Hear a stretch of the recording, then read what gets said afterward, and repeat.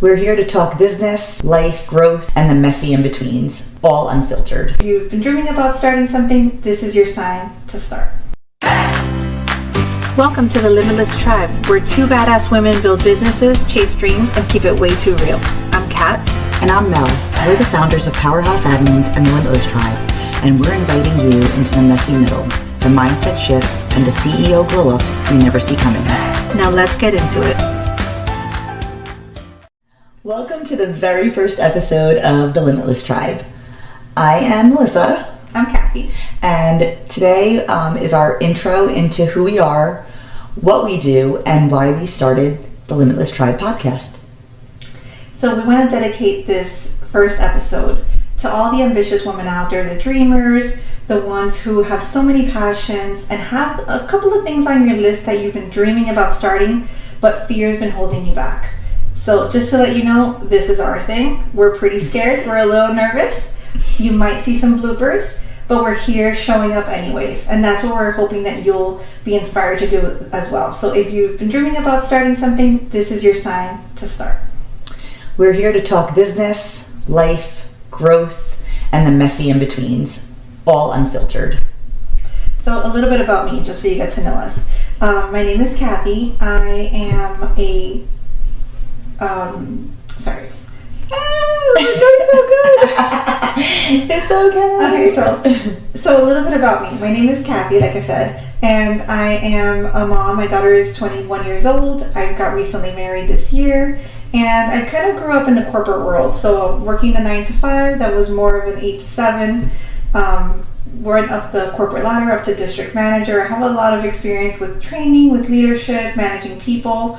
And I do love it, but it came to a point where it was just, I was just so burnt out, and it was affecting my health. My blood pressure was crazy. My migraines were consistent. So eventually we needed a reset, and I kind of started all over again from scratch. No plan, no idea where I would go, but just knowing I couldn't stay where I was. So I decided to take a bit of a break, use my savings, and figure out how I could use the skills that I had. Doing something that I enjoy, helping people, and my goal was to have time freedom and like location freedom so that I could work from anywhere, travel. I just didn't know how all that would come together. I did a little bit of real estate, I did a little bit of insurance, and eventually I landed where all of that came together, and I opened up Powerhouse Admins. So a little bit about me. I am from New York. I had my daughter when I was 19. I was in a very abusive relationship, decided to leave, moved to Miami 20 years ago. And my daughter's always been my push, my reason to, strive to do best. So I started with entry-level roles. I was a pharmacy technician, retail, compounding pharmacies, but always tried to work my way up the ladder. And eventually became director of client success for a small PBM. And then but things aligned, where I became COO for Powerhouse Admins and co-owner with Cathy. So since then, it was a big leap for me, but it was just what I needed to get out of my comfort zone and, just show my daughter too that, you could take risks and things will be okay. Absolutely. I think that's been a huge driver for both of us because we have daughters similar age and we were both single moms. So it's tough being a single mom because I think you have to be you don't get to do everything. You almost have to pick. So we had to be the breadwinner and we didn't get to be as present as we wanted.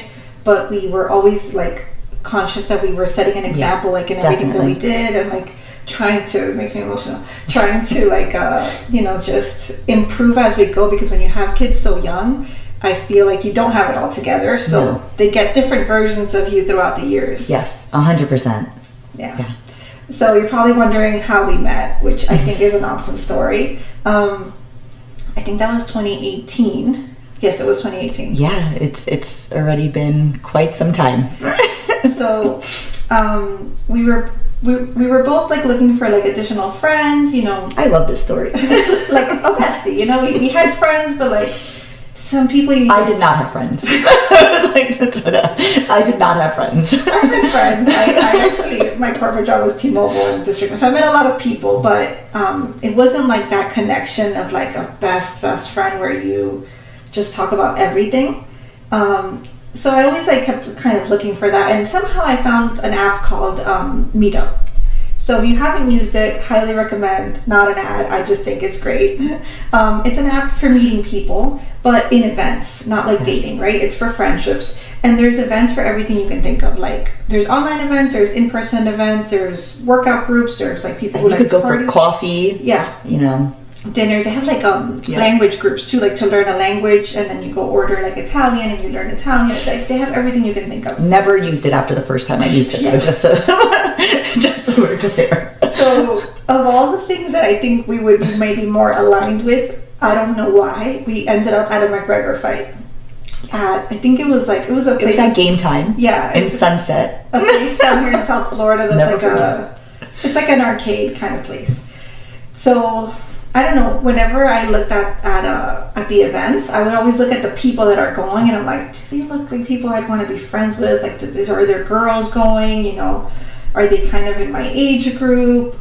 Because some groups are a lot older and then some are a lot younger. So it looked like a decent group. It was a good amount of people too. You don't want to be like just two people. So I show up to the event. I got there first, and I sit down next to another girl, and we're having a good conversation. And then maybe like 30 minutes later, in walks in Mel and another girl. Her name is Erica. She's actually our third. We're a trio. Yeah. So tell that part of the story. Oh, well, first of all, I'm going to go back a little bit.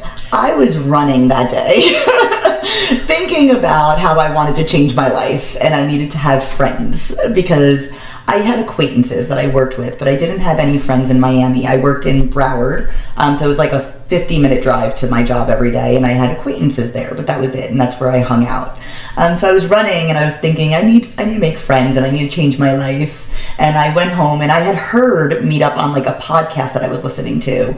So I went home, and I started looking at it, and I saw the Conor McGregor fight, and I was looking, and I'm like, okay, these women seem okay. They look like I could maybe, vibe with them. Let me see. And I got there. First of all, I changed my clothes 3 times. I put on my pajamas about 10. I was like, I'm not going, I'm going, I'm not going, I'm going. 3 outfit changes. No. Not bad. That's pretty good. Oh my goodness. And then finally I got in the car and I was like, okay, I'm just going to do it. And I drove up and I got out the car and I walk into Game Time and I saw the table with everyone and I walked around it and I left. And as I got outside, one of the girls that was on the app that I had seen her Erica, the trio, she actually caught my arm and she said, oh, I saw you, you're here for the meetup. And I said, yeah, sure. As you're walking out. I was leaving. And she dragged me back in and we saw Cathy sitting down and we kind of just all sat together and I feel like have been inseparable ever since. Guys, it was like immediate, like best friends. Like we laughed so hard about so many things. And then, when you're meeting somebody, you ask the questions like your age and like where you're from and relationship status and kids and a lot of things. And like all 3 of us were the same age, exact, like within, I think, less than a year, like 9 months maybe difference. And all 3 of us were single moms. All 3 of us were recently single from a long-term relationship we were like recently broken up with, all 3 of us. Yeah. So we were all like kind of in that stage of heartbreak and like getting over it and things like that. I think we were through the ugly part. We were like on the better side of the breakup. And daughters around the same age. Yeah. All of us had only girls. Yeah. All within like, I think like a couple of years 2 apart. or 3 years, yeah. Right? So it was just so many coincidences, and we talked for hours. I don't think we saw the fight. I know he lost, but I don't think we watched the fight. And then we went dancing. Well, before the dancing, I remember people that were, like the guy that was hosting, he asked us if we knew each other. Oh yeah, he did. Because we talked the whole entire time, which was hours. We didn't talk to anybody else. And we were just laughing so hard. It was just so natural. And then when the fight ended, which I'm pretty sure was late. Oh, it was super late. And we weren't like ready to end the night. So we're like, oh, let's go dancing. And there was like a nearby little place in in town. What is that? It's Sunset. Yeah. That we went to, and we danced. I don't know what time we got home, but we just had it was like an amazing night. Yeah, and we weren't like, we didn't even, I don't think we drank, like we weren't drinking, we weren't drunk, nothing. We were just like vibing. Like it was just like kismet. It was just meant to be that night. It was incredible. And then from there, honestly, we used to go to coffee shops and to dinners, and we still are, like, we're the group that closes down the place. We're like, oh God, we're like the last ones, we gotta go. And sometimes we continue talking outside, but we talked immediately. Like, I think about everything, like, you know, traumas and horrible experiences and where we're at and what we're struggling with and fears, and just like, it was just really open from the beginning. Yeah. And it's rare that you get to be like that deeply vulnerable with people that are accepting, but also deeply vulnerable back. Yeah. You know? And you're all kind of looking for the same thing, just like community, someone to like understand you, and you know, it was just incredible. Yeah, it was. So then we stopped searching, we stopped going to meetups. Yeah, never looked at another meetup again. I found my 2 friends and I said, I'm good. I don't need any more. Oh my gosh. So then that brings us to here, right? So then, you know, we've stayed friends, just as close as like the beginning. It doesn't matter. We have one friend that moved away. Like, as soon as we get together, it's just the same. And then I started Powerhouse in 2023. In January, officially.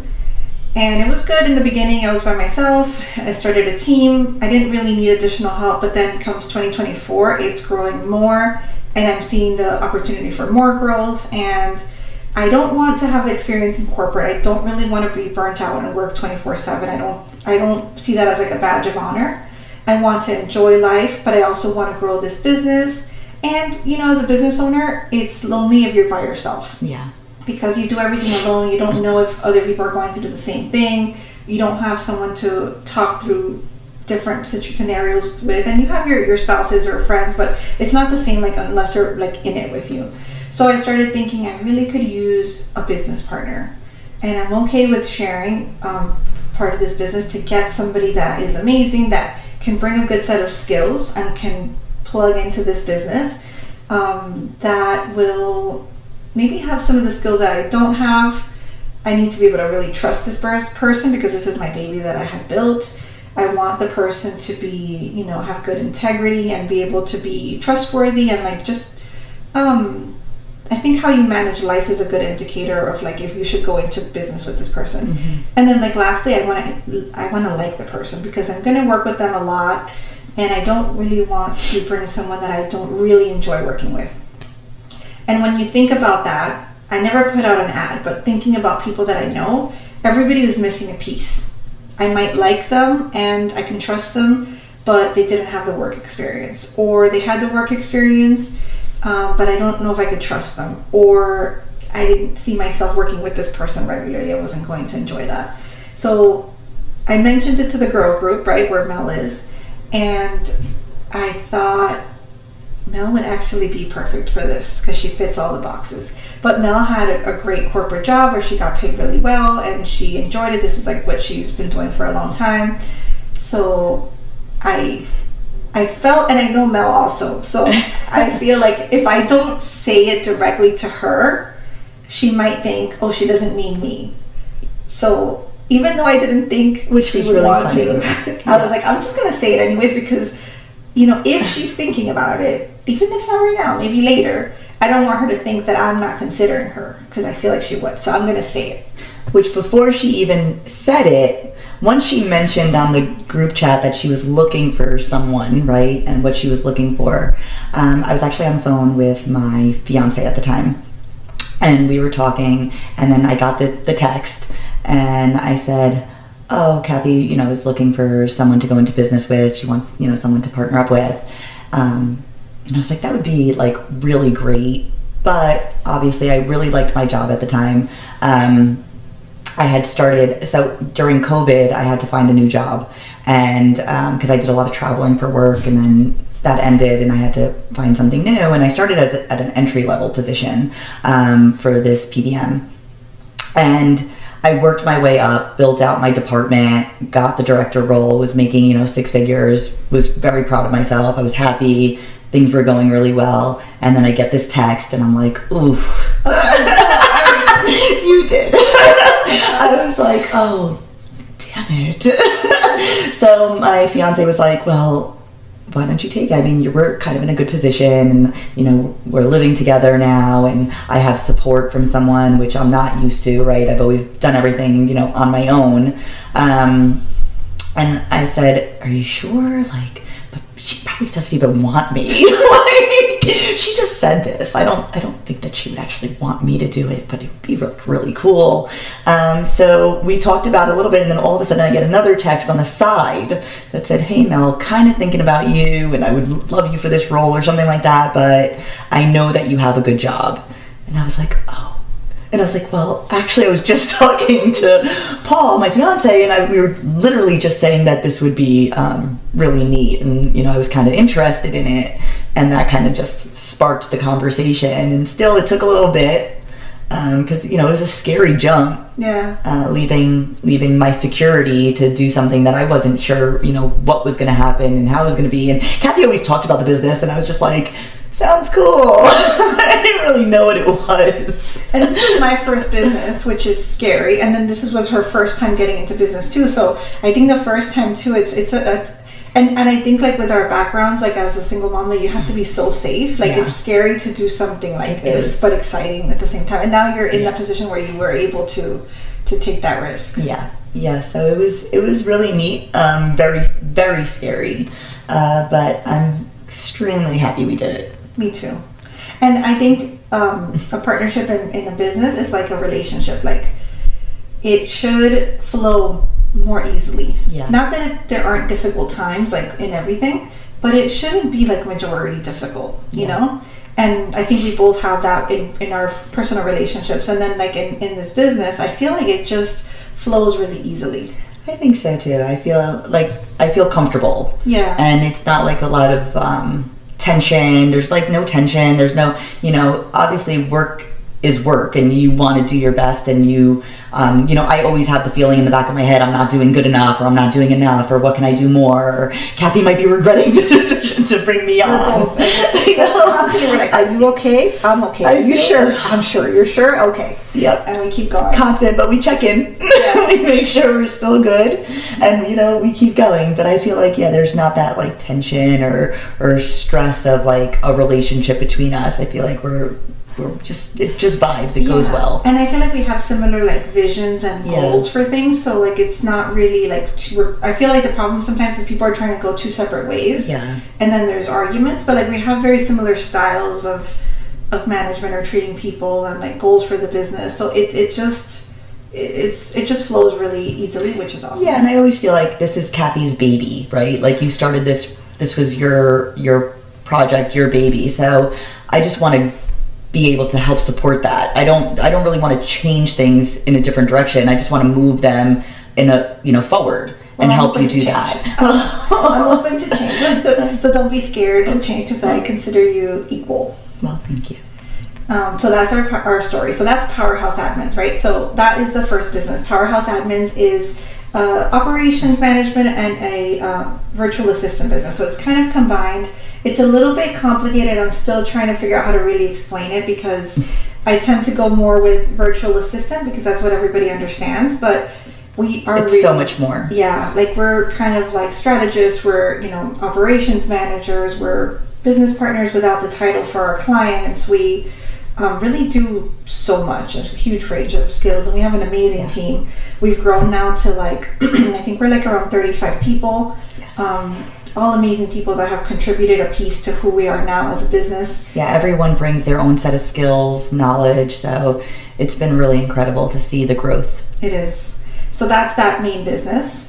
And then we have the Limitless Tribe. So the Limitless Tribe started because so Cathy's always really been into mindset work and like, you know, just motivation, and she got me into Catherine Zinkina, the Manifestation Babe. So just, you know, always wanting to better yourself, and we wanted to find or have a community of women where we can meet, you know, throw ideas out, feel supported, just not in business, but in life, right?